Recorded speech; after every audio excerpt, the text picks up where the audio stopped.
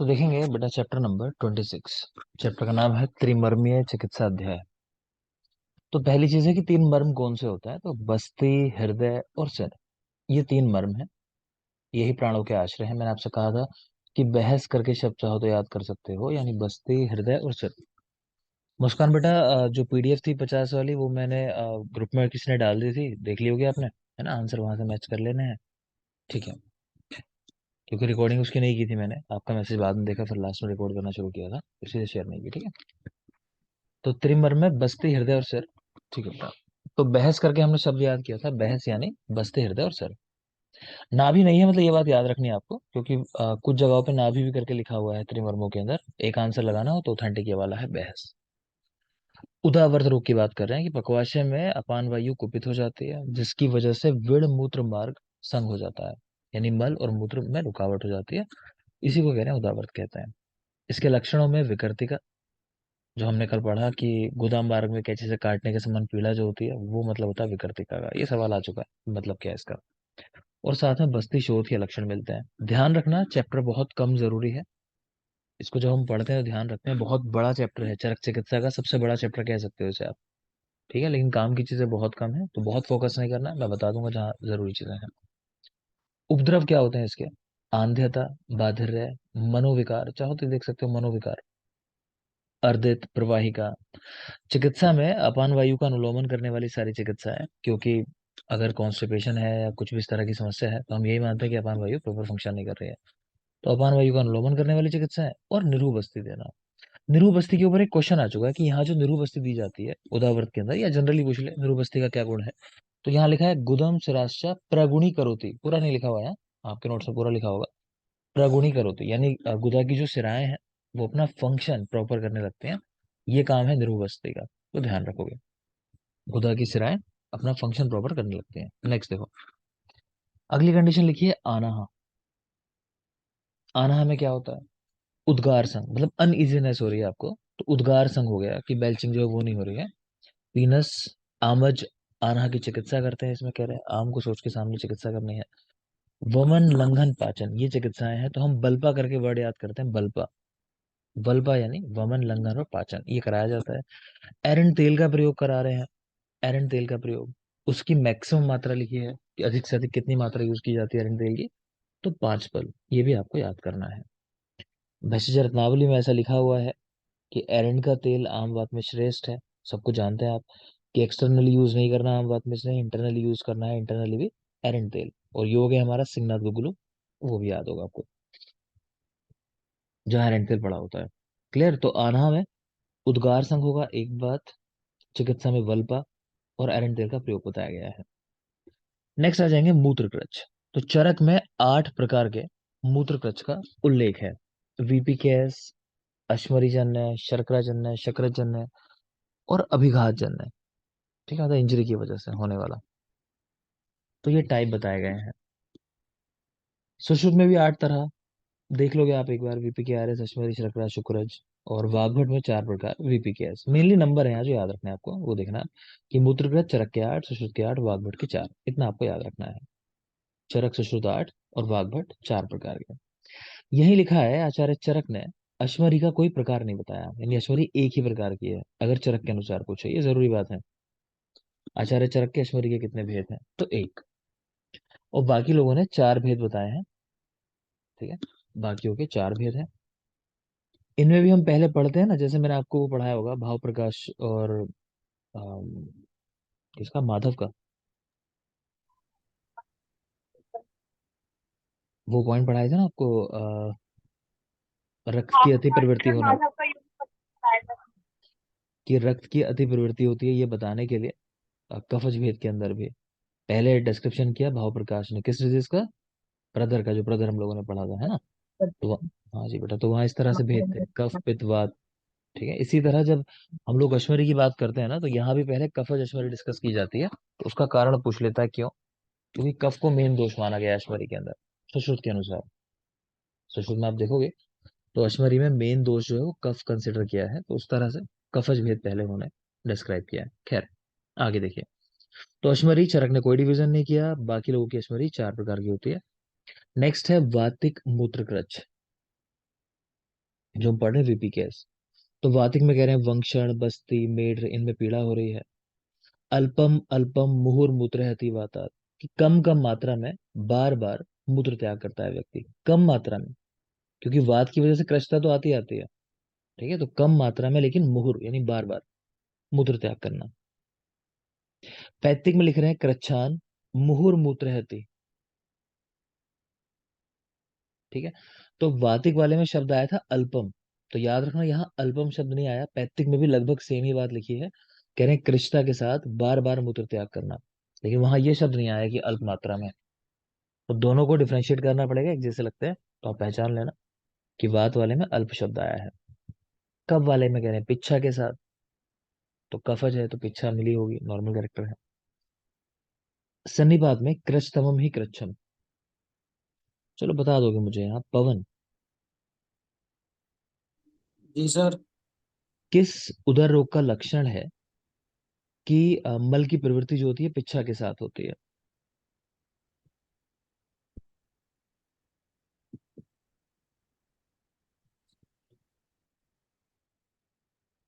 आर्यन। कफ के साथ ही होगी। सार्थक। सर प्लियोदर में। सुमित। सर बदगुदूद। और कोई कुछ कहना चाहेगा? सर अजातोदक। अजातोदक, ठीक है, अजातोदक। तो वहां यही मेन कैरेक्टर देखा था, अजातोदक, जरूरी था, याद रखना। खैर वापस आ जाते हैं।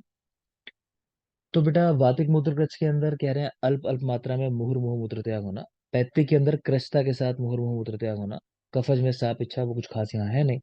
सन्निपातिक में कृच्छ तमम ही कृच्छम, है ना, कि ये सबसे कृच्छता के साथ यहाँ मूत्र त्याग होता है, कहने का मतलब ये है। तो मेनली यहाँ वात और पित्त वाले हैं जो आपको याद रखने हैं। आगे देखिए, अश्मरी का कारण कह रहे हैं, तो कुछ इस तरह इन्होंने डिस्क्राइब किया है कि जैसे पशुओं के अंदर गोरोचन बन जाता है ना।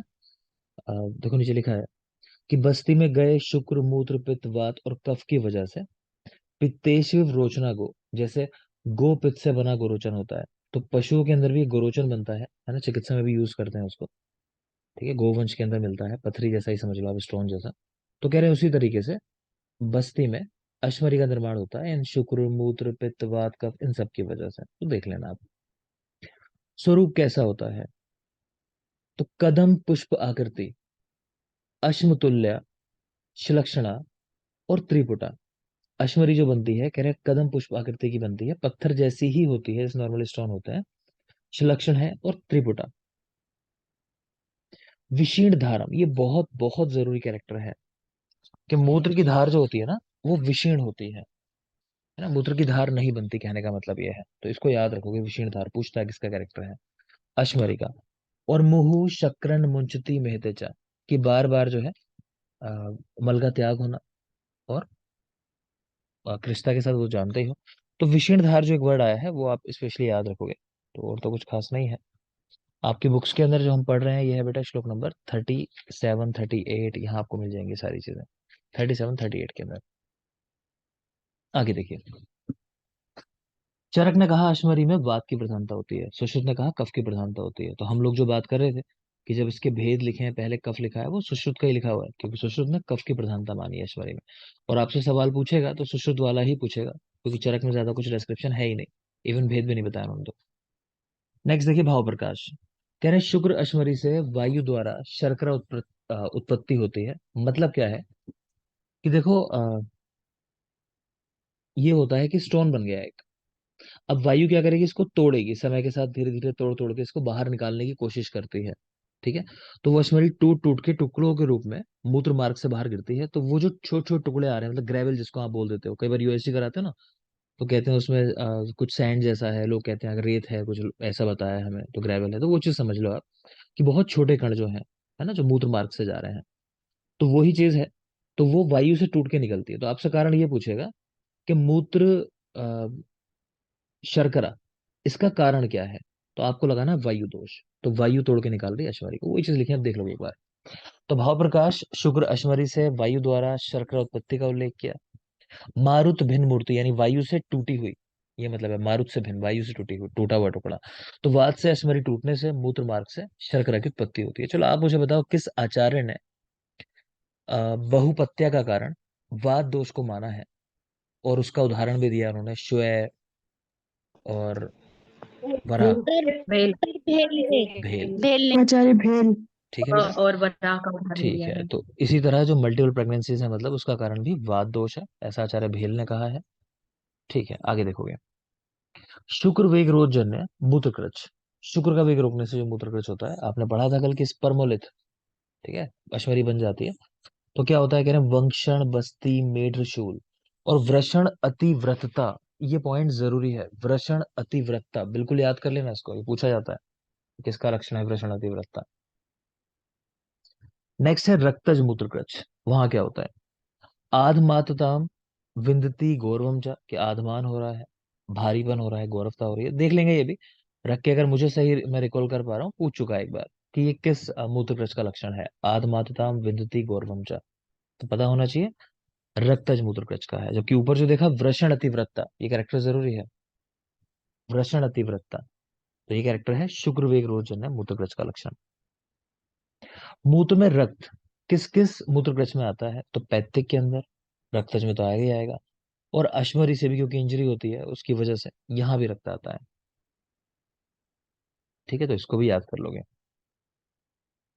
नेक्स्ट देखें,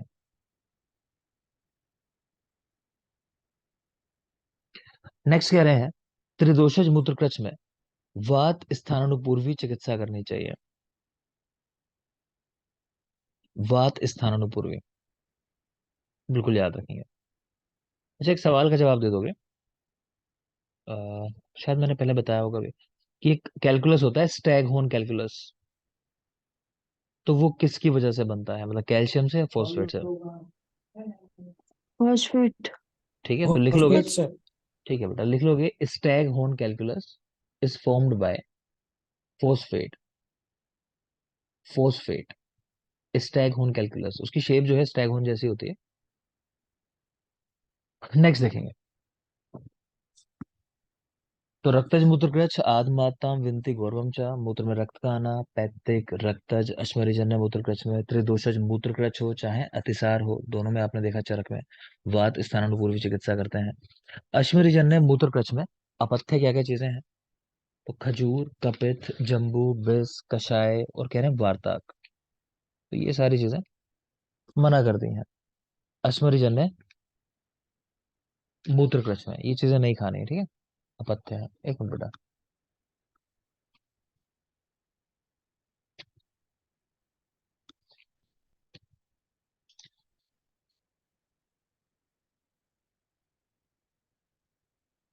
हाँ ठीक है, इसमें सारे अपथ्य ही बताए हुए हैं सर, तो श्लोक नंबर 76 है आपकी बुक्स में। तो अश्वरीजन्य मूत्रकृच में अपथ्य खजूर, कपित, जम्बू, बिंस, कषाय और वार्ता, ये एग्जाम में एक बार आ चुका है ये श्लोक भी। ठीक है, तो याद रखेंगे किस रोग में ये पथ्य बताए गए हैं, तो हृदय रोग, अश्मरी, ऐसा रख के पूछ लिया था, तो अश्मरी आप याद रखना, अश्मरी के पथ्य हैं। नेक्स्ट आ जाओगे हृदय रोग। तो हृदय रोग चरक के 5 हैं, सुश्रुत के 4 हैं, मेनली ये बात याद रखनी है। आपको मैंने पांडु में भी ऐसे बताया था, बोलो चरक के पांडु के भेद। सड़क के पांच पाँच चरक ठीक के है, तो 5 सुश्रुत के 4। कौन सा सुश्रुत का कौन सा नहीं है, मृतिका भक्षण मृतिका मृतिका भक्षण भक्षण जन्य जन्य है। पांडु। चरक का क्लियर, नहीं। क्लियर है बेटा, तो देख लोगे ऐसे इसी यहाँ पे भी है। तो हृदय रोग चरक के 5 है, वही वीपीकेएस और कृमिजन्य जैसे वहां है, लेकिन सुश्रुत में थोड़ा सा डिफरेंस है कि सन्निपातिक भेद नहीं माना यहाँ। कृमिज तो माना है, देखोगे वातिक, पैतिक, कफज और कृमिज, ऐसा डिवीजन है। मुस्कान, किस हृदय रोग में, जैसे किस हृदय रोग में हृदय में ग्रंथि बन जाती है, ऐसा भी लिखा हुआ है। हाँ बेटा, चरक ने बोला है। चरक ने बोला है क्रमिक हृदय रोग में। कृमिज हृदय रोग में हृदय में ग्रंथि हो जाना। ठीक है, नेक्स्ट बता दोगे वंदना, यस सर। किस किस अर्श के रोगी को अश्मरी भी हो सकता है, अश्मरी होने की संभावना रहती है।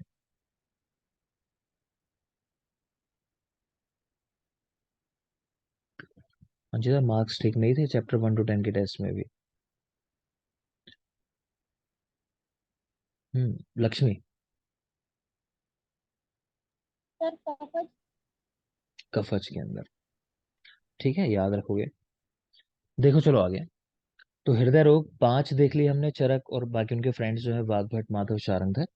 और बाकियों के देख रहे हो, सुश्रुत और बाकी लोगों के, मतलब 4 है। तो आप तो मेनली चरक सुश्रुत याद रखोगे बस। चरक के 5, सुश्रुत के 4। 4 में सन्निपातिक नहीं माना है, कृमिजन्य ने माना है यहाँ पे। लक्षणों की बात कर लेते हैं। भेल के भी लिखे हैं 4 नंबर, देखना चाहो देख लेना। लक्षणों में देखेंगे, वैवर्ण्य, मूर्छा, ज्वर, कास, हिक्का, श्वास, आस्य, वैरस्य, त्रषा और प्रमोह। विवरणता हो जाना, सोचो किसी के हृदय में कुछ हो रहा हो तो चेहरा देखोगे ना, तो जिस समय खासकर जैसे पेन आता है व्यक्ति को, एमआई का, तो चेहरा अजीब हो जाता है, कलर पूरा उड़ जाता है कहते हैं, तो वैवर्ण्यता वैसे याद रख सकते हो। बाकी मूर्छा हो जाना, ज्वर, कास, हिक्का, श्वास, आस्य, वैरस्य, त्रषा, प्रमोह, छर्दी, कफ उत्क्लेश, रुजा और आरुचि। तो ये कैरेक्टर है, देख लेंगे एक बार अच्छे से। वातिक हृदय रोग में क्या लक्षण मिलते हैं? तो हृदय में शून्य भाव होना, कि कुछ जैसे कहते हैं ना खाली खालीपन सा, उस तरह का लगना, हृदय शून्य भाव। द्रव, शोष, भेद, स्तंभ, समोह, पवनाद विशेषा। तो वायु की वजह से ये सारी चीजें होती हैं।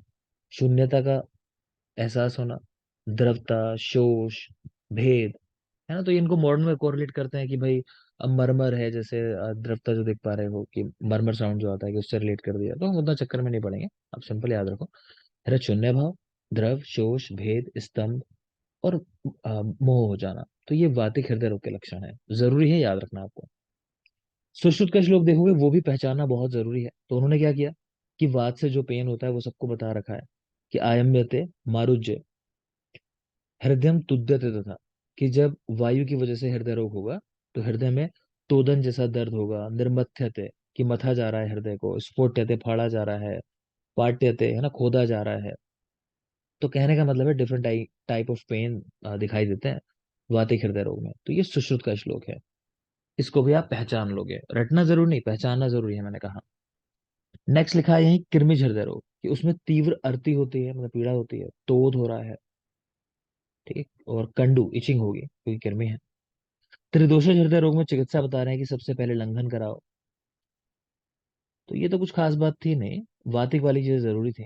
अब यहाँ देखोगे कुछ पॉइंट्स लिखे हुए हैं बेटा, जरूरी है ना। ऐसे क्वेश्चन जो है आने वाले समय में सवाल आने की संभावना है, और जैसे वो नेक्स्ट वाला एग्जाम भी है मान लो, तो वहां हमें लगता है कि जो भी गाइडलाइंस आएंगे तो उसमें कहा है कि कंडीशन को समझ सकता हो व्यक्ति। तो संभावना है कि इस तरह के सवाल आपको वहां देखने को मिल सकते हैं।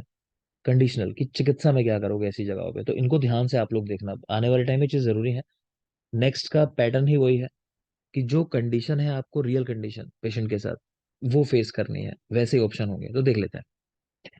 कह रहे हैं कि भोजन के पश्चात शूल होने पर क्या देना चाहिए? तो सुरदारू आदि का चूर्ण देना चाहिए। भोजन के पश्चात शूल हो रहा है, कह रहे हैं भोजन पूरा पच गया, यानी काफी टाइम हो गया भोजन पचे हुए, अब शूल हो रहा है, तो वहां स्नेह से विरेचन कराने की बात कर रहे हैं। अगर परिपाक काल में शूल हो रहा है, यानी भोजन डाइजेस्ट हो रहा है जिस समय, उस समय शूल हो रहा है, तो फलों से विरेचन कराना चाहिए। फलों से मतलब त्रिफला इत्यादि, इनसे विरेचन कराना है। कह रहे हैं अगर तीनों काल में शूल होता है, कि फर्क नहीं है भोजन करते समय, पचते समय, पच जाने के बाद, तो तीक्ष्ण मूल से विरेचन कराना चाहिए।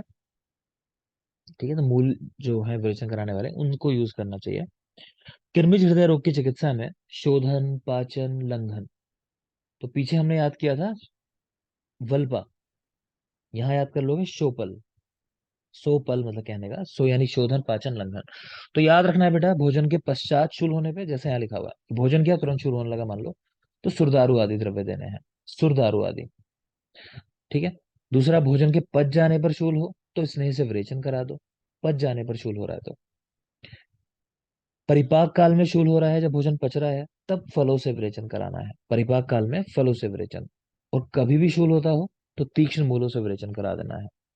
और कृमिज हृदय रोग की चिकित्सा तो शोधन, पाचन और लंघन कराना। नेक्स्ट देखेंगे शिरोरोग। तो ये वाला जो पोर्शन है शिरोरोग का, इसको हम यहाँ ज्यादा फोकस में रखते नहीं है, और चीजें भी लगभग याद नहीं करते हैं, क्योंकि ये सारा पोर्शन जब सुश्रुत चालक पढ़ेंगे तो वहां के लिए जरूरी होता है।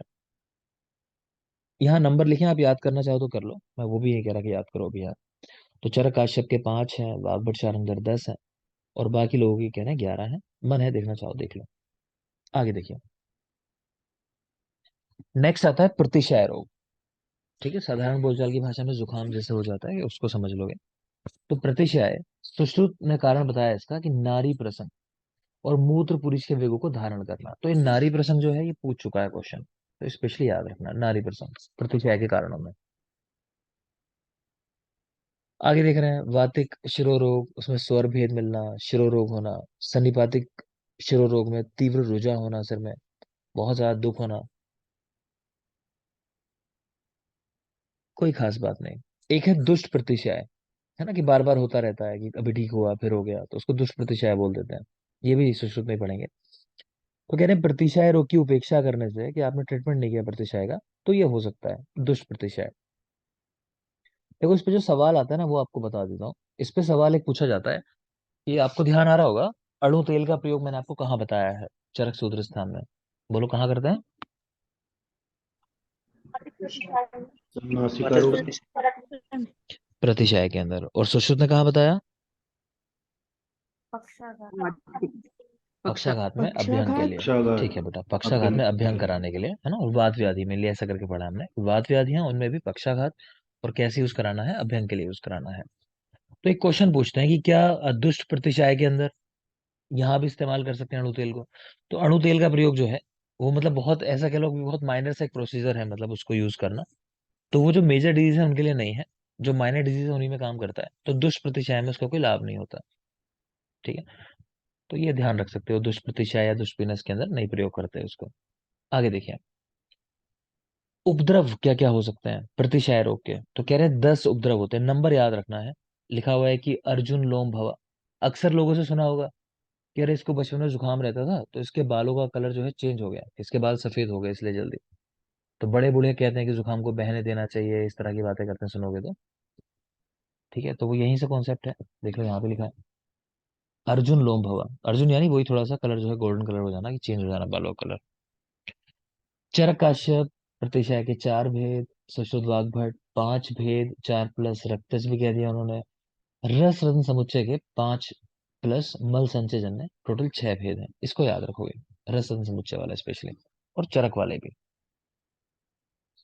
तो चरक काश्यप 4 भेद विपिकेस, और सुश्रुत वाग्भट 5, रक्तज भी ऐड कर दिया। रस रत्न समुच्चय के 6 भेद हैं, 5 प्लस मल संचय जन्य। इसका लक्षण भी बता रहे हैं दुष्प्रतिशय का।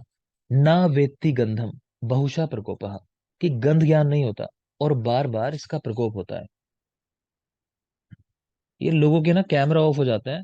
आप लोग इतने अच्छे जवाब नहीं देते हो कि कैमरा ऑफ करना मैं अलाउ भी करूं आप लोगों को, है ना। ज्यादातर उन्हीं लोग के ऑफ रहते हैं जो अच्छे जवाब नहीं देते हैं। बिल्कुल ऑन रखना है आपको कैमरा, इतना अच्छा नहीं कर रहे हो आप लोग।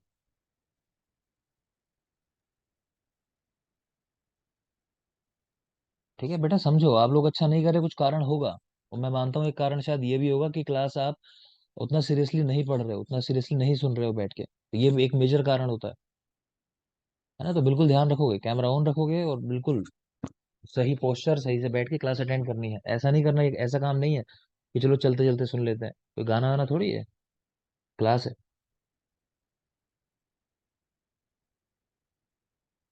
और मेरी बात यकीन ना हो तो ऑब्जर्व करते रहना कि क्लास में जो बच्चे जवाब देते हैं क्या उनका कैमरा ऑन रहता है जो लोग अच्छा करते हैं, या उन लोग का कैमरा ऑन रहता है जो लोग अच्छा नहीं करते हैं। ये चीज समय के साथ आप खुद नोटिस कर लोगे, देखते रहा करो बीच में, आप खुद पता चल जाएगा आपको, है ना। किसी पर्पज से कहता हूँ, कैमरा ऑन रखना है बेटा। पहले थोड़ा जिम्मेदारी समझोगे तो उससे खुद ही थोड़ा सा वो रेस्पॉन्सिबिलिटी आने लगेगी अपने आप, फिर चीजों को करने लगोगे, पता चल जाएगा आपको क्या लाभ होता है इससे। तो ये बिल्कुल अटेंटिव रहोगे, मैं देखता रहता हूँ, कैमरा ऑन ही रखोगे। तो दुष्प्रतिशय है, तो प्रतिशय की उपेक्षा से होता है। उपद्रव मैंने कहा 10 नंबर याद रखने हैं, जैसे चैप्टर नंबर 25 में आपको कहा था कि नंबर बहुत जरूरी है। पूछ लो चलो मैं कुछ। सूरज,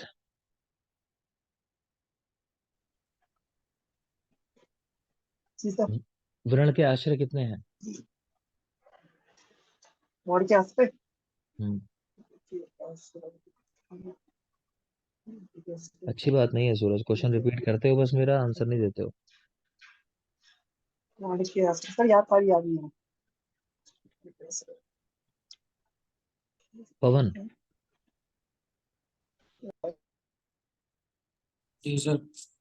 बेटा कितने हैं व्रण के आश्रय?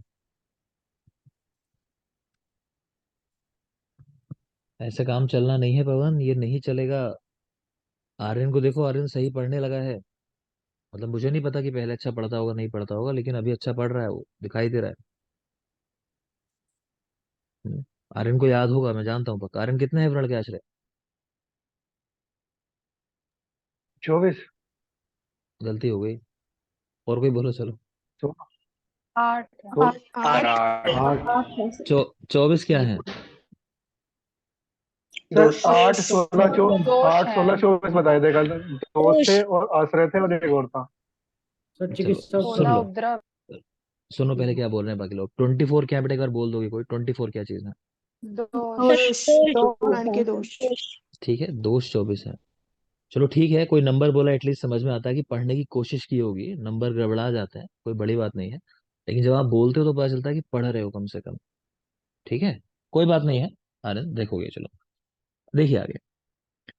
तो चरक काश्यप 4 भेद, सुश्रुत वाग्भट 5 भेद, रक्तज भेद ऐड कर दिया, रस रत्न समुच्चय ने एक और भेद ऐड कर दिया, मल संचय जन्य, मल के संचित होने से। ठीक है, रस रत्न समुच्चय 6 भेद, 5 प्लस मल संचय जन्य। और गुण बता रहे हैं इसका, ना वेत्ति गंधम बहुशः प्रकोपा, कि व्यक्ति को गंध ज्ञान नहीं होता। ठीक है, स्मेल नहीं आती है। कोविड हम लोगों ने देखा था, तो कई लोग कोविड को इससे रिलेट करते थे। एक आपीनेस हम लोग पढ़ेंगे आगे चल के सुश्रुत में, वो तो क्लियर कट मैच करता है। तो ना वेत्ति गंधम और बहुशः प्रकोपा, गंध ज्ञान नष्ट हो जाना और बार बार इसका प्रकोप होता है। एक और कंडीशन लिखी है, नासा परिशोष। तो दोष क्या है? दोष याद रखने हैं मेनली, वायु कफ को सुखाकर श्रृंगाटक घ्राण इन विदेशों का शोषण करती है। वो छोड़ो आप, बस ये याद रखो, वायु कफ को सुखा देती है, तो ये है नासा परिशोष। ठीक है, यहाँ जो श्रृंगाटक आप नाम देख पा रहे हो, ये एक मर्म होता है। इसके ऊपर सवाल ये पूछा जाता है कि शवथु, छींक जो आती है, स्नीजिंग, उसमें किस मर्म पर आघात होता है, मतलब किस मर्म की वजह से होती है वो चीज। तो श्रृंगाटक मर्म वहां है, तो वो याद रखना है। ठीक है बेटा, वो याद रखना है, वो श्रृंगाटक मर्म की वजह से है। तो नासा परिशोष, वात और कफ दोष है इसके अंदर। नेक्स्ट है नासा परिश्राव।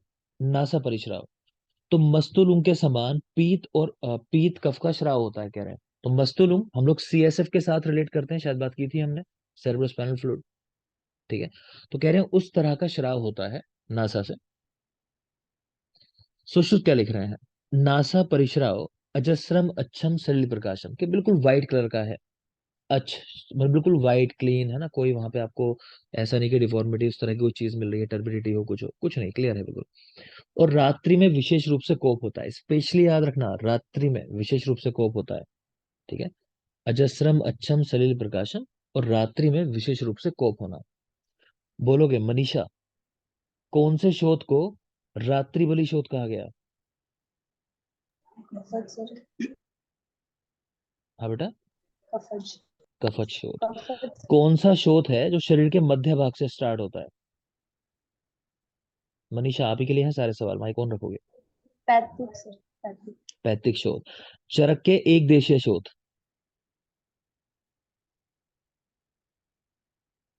मनीषा माइक ऑन रखोगे लगातार बेटा, जब तक मैं सवाल कर रहा हूँ, मैं कह रहा हूँ, ऑफ नहीं करोगे।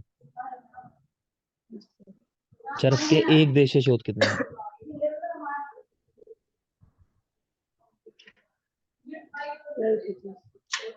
और कोई बोलो। 19 19। ठीक है, चरक के एक देशीय शोध 19 है। देखो चलो आगे, ध्यान रखना है, सब जरूरी क्वेश्चन है। नेक्स्ट देख पा रहे हैं, सुश्रुत। एक रोग दिया, नासा प्रतिनाह, किसकी वजह से होता है? तो कफ आवृत उदान वायु से। स्पेशली याद रखना है, ये क्वेश्चन बहुत बहुत जरूरी है। सुश्रुत के नासा प्रतिनाह में दोष क्या है? तो कफ है और उदान वायु है, वायु तो है, वायु में भी उदान वायु, स्पेशली याद रखना है। सामने लिखा हुआ है काऊ करके, कि नासा प्रतिनाह में काऊ है, मतलब गाय है। तो काऊ यानी कफ और उदान वायु, कफ आवृत उदान वायु। नेक्स्ट रोग देख पा रहे हो, आपीनस। ना वेत्तियो गंध रसांश जंतुर्जुष्टम, कि जिस व्यक्ति को ये रोग होता है, उसको गंध और रस का ज्ञान नहीं होता। कोविड में देखो यही हो रहा था, गंध ज्ञान नष्ट हो रहा था और रस का ज्ञान भी नहीं हो रहा, टेस्ट भी नहीं आ रहा था लोगों को। ठीक है, कंडीशन किस दोष की वजह से है? वात और कफ की वजह से। लक्षण है इसके प्रतिशाय के जैसे, तो याद कैसे रखोगे? नाम है आपीनस, तो पढ़ के ऐसा लग रहा है कि कह रहे हैं कि आ यानी विदाउट पी, यानी पी कंपोनेंट नहीं है, पित्त वाली बात नहीं है, तो सिर्फ वात और कफ दोष है। ठीक है, जैसे हमने पुंडरिक याद किया था, पुंडरिक में पित्त और कफ दोष है कि शुरू में पी लगाए एंड में के लगाए। ऐसे यहाँ ट्रिक बना सकते हो आपीनस के विदाउट पी, पी को हटा दो तो वात और कफ बच जाता है सिर्फ, तो वात कफज आपीनस। ठीक है, प्रतिशाय के समान ही लक्षण है इस रोग के, तो वैसा ही था, नॉर्मल जुकाम ही कहा गया इसको कि कोविड से डरो मत, ये जैसे साधारण जुकाम होता है, फ्लू होता है, उस तरह के लक्षण है, चीजें हैं। ठीक है, आगे देखिए नासिका पाक। तो रक्त और पित्त की वजह से नासिका पाक रोग होता है। सुश्रुत ने सिर्फ पित्त दोष कहा है, तो हम ऐसे याद रखते हैं कि चरक की नासा प्यार में पक गई थी, तो प्यार से यानी पित्त और रक्त। और सुश्रुत की नासा जो पकती है वो पित्त की वजह से पकती है, तो चरक, रक्त और पित्त दोष है नासिका पाक में, और सुश्रुत पित्त दोष है। नेक्स्ट रोग देख पा रहे हो, पोय रक्त। तो अरे नासिका, अपीनस में क्या बताया था? आपीनस के अंदर अपीनस एक, में हाँ एक तो बेटा, एक तो पित्त दोष नहीं है वहां, नाम ही है आपीनस यानी आपी, विदाउट पी यानी, है ना, तो पित्त नहीं है, वात और कफ दोष है। दूसरा, गंध और रस का ज्ञान नष्ट हो जाता है। ठीक है, स्मेल नहीं आती है और टेस्ट नहीं कर पाते हैं, जो कोविड में हो रहा था। ठीक है, और प्रतिशय के समान ही लक्षण होते हैं, ये नॉर्मल जो जुकाम होता है उसके जैसे लक्षण होते हैं। वापस आ जाओगे आगे। तो पूय रक्त रोग लिखा हुआ है, नासिका, कर्ण और मुख से पोय युक्त रक्त का स्राव होना। नासिका, कर्ण और मुख से, तो याद रखना पोय रक्त डिजीज है, नासा रोग पढ़ रहे हैं हम लोग, लेकिन इसमें श्राव कहाँ से हो रहा है, नासिका से भी हो रहा है, कर्ण से भी हो रहा है और मुख से भी हो रहा है। ठीक है, तीनों जो ओपनिंग है, मतलब अगर आइस को छोड़ दो तो नासा से भी, मुख से भी और कर्ण से भी, तीनों स्थान से श्राव हो रहा है, ये याद रखना, सवाल आ चुका है इस पे भी कि पूरे रक्त में श्राव कहाँ से होता है।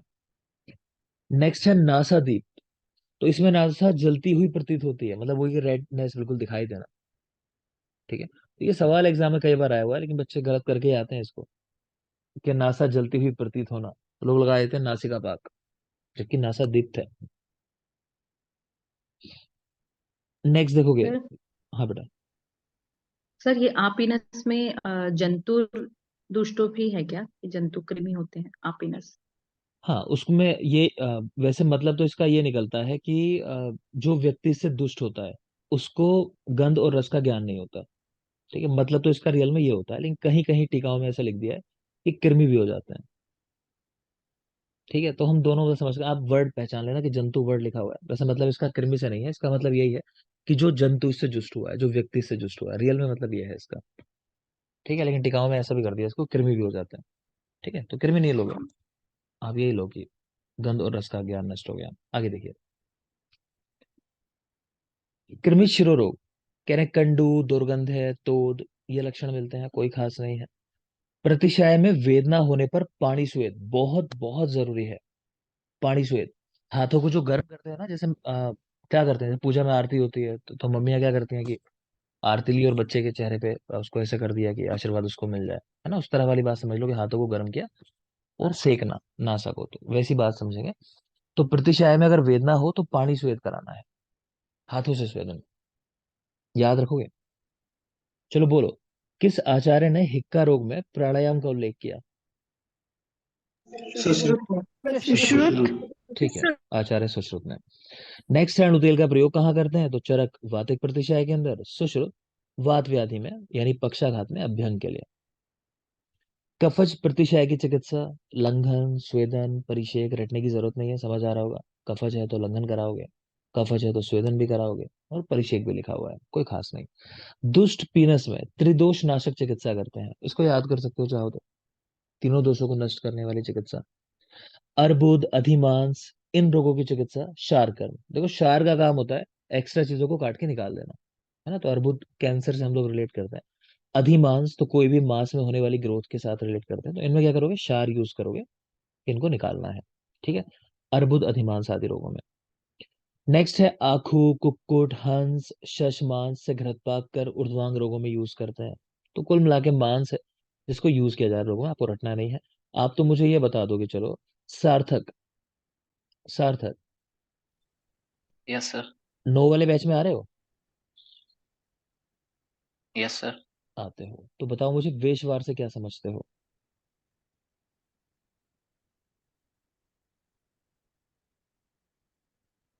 सुमित, सर वेश्वर। सर बकरे का मांस, वो शुष्क मांस जो मसालों में बनाया जाता लगभग सही हो, थोड़ा सा बस गड़बड़ कर दी है। सब बोनलेस मांस होते हैं शायद। बोनलेस निरास्ती बकरे का मांस जिसको स्नेह और मसालों जी से सिद्ध किया जाता है, ठीक है। आपने दूसरा शब्द बोला, वो भी बता दो आप। तो शुष्क मांस के लिए क्या शब्द आया भाई, बता दो कोई। वल्लूर। वल्लूर, ठीक है। तो वो वाला पॉइंट है वल्लूर। देखो नहीं, चलो आगे। तो आपको तो वो याद रखना है कि भाई मांस का प्रयोग जो होता है वातिक रोगों में कराया जाता है। नेक्स्ट है कर्ण रोग की चिकित्सा पीनस रोग के समान करते हैं। अगर भूल जाओ तो ऐसे रिलेट कर लो कि जुकाम जब होता है अक्सर आवाज भी कम आने लगती है लोगों को, है ना, कि कान भी बंद हो गए जुकाम हुआ तो ऐसे सोच लो कि कान का रोग है लेकिन नासा रोग की चिकित्सा कर रहा है। तो कर्ण रोग की चिकित्सा पीनस रोग के समान करते हैं, वात को हरने वाले। ठीक है, एक ब्रेक लेंगे, प्लस थोड़ी देर पढ़ेंगे पहले वहां पे। उसके बाद आपका एक टेस्ट भी डिस्कस करना है जो 10 to 20 वाला है, ठीक है? कल एक ही टेस्ट डिस्कस हो पाया था। थोड़ा सा पढ़ेंगे पहले, फिर टेस्ट डिस्कस करेंगे। क्लियर? 10 minutes। Thank you.